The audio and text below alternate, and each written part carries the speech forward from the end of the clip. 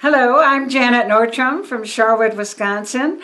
I'm the mother of two daughters and three grandchildren, and I've been married to Marlo Nortrom for 59 years. Right, and I hear, Janet, that you've taught at MATC for close to 30 years. You taught science, math, communication, reading, and a special program catering to recovering women prisoners. Is that right? That's right. I'm doing that now as I end my career at MATC at the Benedict Center. Great. And what are your main concerns as an activist, Janet? My biggest concern right now is the environment, the air. If we don't take care of our climate that is changing constantly, all the other concerns I have in the world will be nil. It's important for us to bring about climate change as fast as we can to help our world continue on. And I understand you're also concerned with immigration and refugees, and also many causes about women, and that you also have leadership positions in the Women's International League for Peace and Freedom, the Shorewood Women's Club, and the American Association of University Women. Is that right? That's right. Also, I don't have a leadership position, but I'm one of thousands of women and men that are involved with the League of Women Voters that does such good work. Great. And was there somebody in your past who inspired you to be an activist? Oh, I had a marvelous sixth grade teacher, Miss Borkowski. I would come to school with my cello and have all my friends carry my cello, and this just inspired her to say, you can do whatever you want in this world. You have the power to bring about change. So Miss Borkowski, and then Eleanor Roosevelt as I got a little older. Miss Borkowski introduced me to her, but Eleanor, the First Lady for so many years, was just an inspiration because she encompassed so many concerns in our country. And how do you feel about the United Nations? The United Nations was another spin-off from Eleanor. I think the UN came together to help bring about less wars in our world. And they haven't always had the power that they should have, but they also have a lot of a variety of different groups, for instance, UNICEF.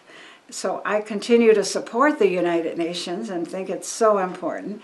In the UNICEF group that helps provide food and knowledge and opportunities for children around the world to exist.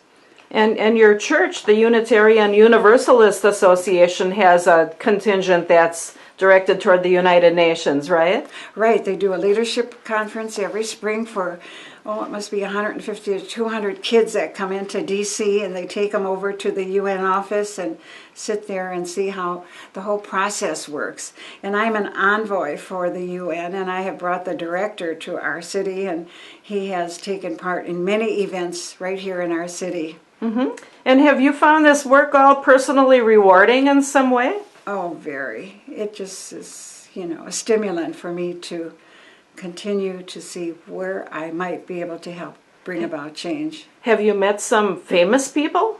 Oh, several. But a couple that stick out in my mind are Sally Ride when I went to Houston when she had just completed her first ride. Oh, the astronaut, right? Yes, the astronaut. And she was there, and 2,000, 8,000, 10,000 students, and I was a Wisconsin diplomat for the Girl Scouts of America. And then when I went to 3 different marches to D.C., so the One Woman's March for bringing around the stop of gun violence, Bill Clinton came and addressed us all.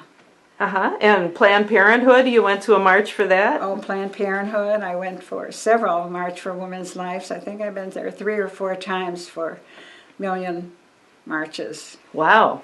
And I know you've received many awards for your tireless work. I know you received the coveted Interfaith Frank Zeidler Award in recognition of all of your work for social justice, literacy, voter education, and the environment. So congratulations on all your awards. Oh, I'm so honored. He was such a marvelous man, and I would take him home from our interfaith meetings a lot of times, and just to see the books he read and read and read and was so involved. He knew something about every corner in our city, and we're at his church here. And do you have any words of advice for those who will come after us?